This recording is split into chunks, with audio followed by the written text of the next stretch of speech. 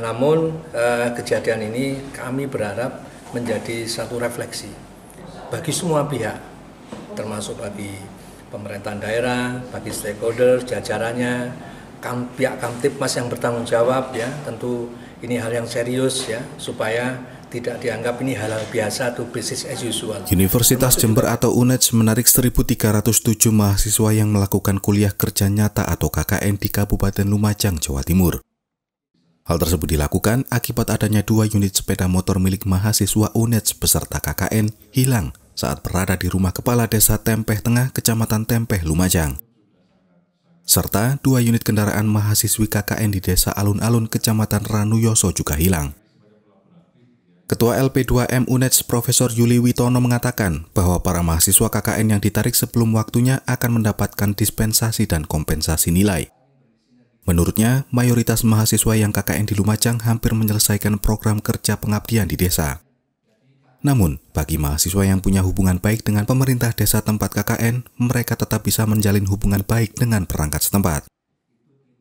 Meskipun demikian, Profesor Yuli meminta agar semua pihak di Lumajang bisa merenungi kejadian ini secara baik, terutama pemerintah daerah setempat. Profesor Yuli juga menegaskan penarikan mahasiswa KKN ini untuk menjaga keselamatan jiwa mereka selama melakukan pengabdian terhadap masyarakat. Oke, jadi secara resmi hari Sabtu lalu ya tanggal 9 Agustus mahasiswa kita tarik dari wilayah KKN. Namun kami tidak ingin merugikan mahasiswa. Jadi karena memang kondisinya dalam tanda petik darurat, mahasiswa kita berikan dispensasi tapi dengan kompensasi, yaitu apa? Kita sudah menyiapkan instrumen penilaiannya. Anak-anak tidak perlu khawatir karena sebagian besar programnya di desa itu sudah selesai ya. Anak-anak tinggal evaluasi ya, menyampaikan laporan, membuat video ya untuk asesmen ya, dan mungkin sosialisasi. Nah, hal seperti ini nanti kalau yang sudah ada chemistry dengan desanya sudah baik, kondusif, ya kami minta untuk tetap diteruskan dengan cara-cara khusus. Toh juga yang kita tempatkan, kita konsentrasikan itu memang berbasis pada desa atau wilayah asal. Ya, tentu anak-anak juga pasti punya hubungan yang baik dengan desa. Jadi tidak perlu khawatir ya.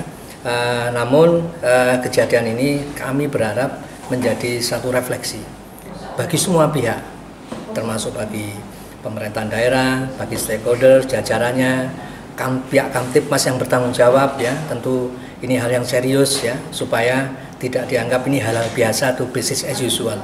Termasuk juga bagi Universitas Jember dan juga bagi mitra perguruan tinggi KKN kolaboratif. Bagaimana ini ke depan supaya ini menjadi catatan. Ini adalah ciri kita untuk bisa terus improvisasi, kita improvement ya, hal-hal yang memang kurang baik ya, termasuk juga bagaimana wilayah-wilayah yang kurang kondusif ini. Karena kita membangun ini tidak bisa sendirian. Ya, kita perlu kolaborasi dengan semua pihak. Ya, maka sinergi yang sudah baik ini harapannya juga terjadi di lapang dengan baik pula. Ya, seperti itu, Mas. Ada berapa mahasiswa yang ditarik dari berapa desa? Total 1.301 kalau nggak salah ya. 1.307 yang kita tarik ya. Jadi untuk memastikan ya bahwa kami tentu menjaga keselamatan jiwa anak-anak itu jauh lebih penting dan berharga ya, daripada sekedar kita mungkin memikirkan asetnya anak-anak juga sangat penting, tapi keselamatan jiwa jauh lebih penting ya. Sementara itu, bagian divisi KKN LP2M UNEJ, Agustin Wulan Suci mengaku mengetahui kejadian pencurian motor tersebut dari grup dosen pendamping lapangan KKN kolaboratif di Lumajang. Wulan mengatakan saat itu asisten 2 Pemkab Jember meminta para mahasiswa untuk tidak pulang dengan harapan mereka tetap melanjutkan KKN. Selama KKN, mahasiswa Universitas Jember berhubungan baik dengan masyarakat. Menurut Wulan, selama mengabdi di desa kawasan Lumajang, mahasiswa tersebut memiliki hubungan baik dengan masyarakat setempat. Hal tersebut terlihat ketika mahasiswa KKN tersebut dilakukan penarikan, banyak warga setempat menangis sedih akan perpisahan tersebut. Seperti apa sebenarnya? Kalau sejak penerjunan, kalau kita ya dari LP2M, terutama dari Pusat Pemberdayaan Masyarakat dan KKN, itu biasanya sejak pembekalan sampai penarikan itu kita nggak tidur karena melihat kondisi mahasiswa. Kemudian kita juga berkoordinasi dengan Pemkab terkait pemilihan wilayah seperti itu. Nah, pada saat kejadian itu saya mendapatkan informasi dari grup WA yang berisi DPL dan PIC dari KKN Kolaboratif Lumajang bahwa ada kejadian kehilangan motor di Desa Alun-Alun. Kemudian kami langsung menghubungi Pak Ali selaku sekretaris 1, yaitu yang atasan kami di bidang KKN. Kemudian kami ada tendik yang di bagian KKN, saya DPL langsung ke lapang. Nah, di kondisi di lapang seperti itu, kondisi mahasiswa dalam posisi shock, kemudian orang tua juga sudah datang. Jadi seperti itu. Kalau pada saat itu juga sudah ada asisten 3 dari Pemkab. Asisten 3 dari Pemkab itu istilahnya meredam emosi dari mahasiswa, menguatkan jiwa dari mahasiswa seperti itu, dan menginginkan mereka tidak pulang, tetap melanjutkan KKN. Kemudian kepala desa, kemudian Pak Camat, kemudian dari pihak-pihak itu juga sudah berkoordinasi dengan Polres untuk melakukan olah TKP seperti itu. Bu, dari pantauan Ibu di lapangan, kondisi keamanannya bagaimana? Kalau kondisi keamanan, kalau saya kan baru ke sana ya pada saat kejadian.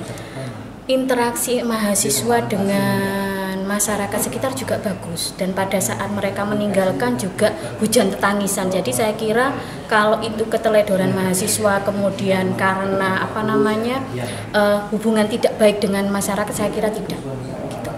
Dan kondusif banget kalau misalnya untuk menjalankan program ya, untuk menjalankan program itu kondusif banget.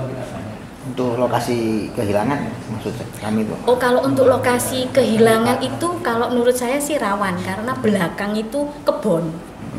Kalau yang di Desa Alun-Alun itu belakang itu kebun, sudah kayak hutan gitu loh, seperti itu. Jadi proses pembobolannya itu ya di tembok belakang itu. Jadi kalau misalnya tembok belakang itu ambrol, itu ya tempat naungan mahasiswi ya untuk tidur itu akan terekspos, akan terbuka. Kemudian sepeda, tempat penyimpanan sepeda itu bentuknya T seperti ini. Jadi 4 itu di belakang, 2 itu yang di depan, yang hilang itu yang 2 ini.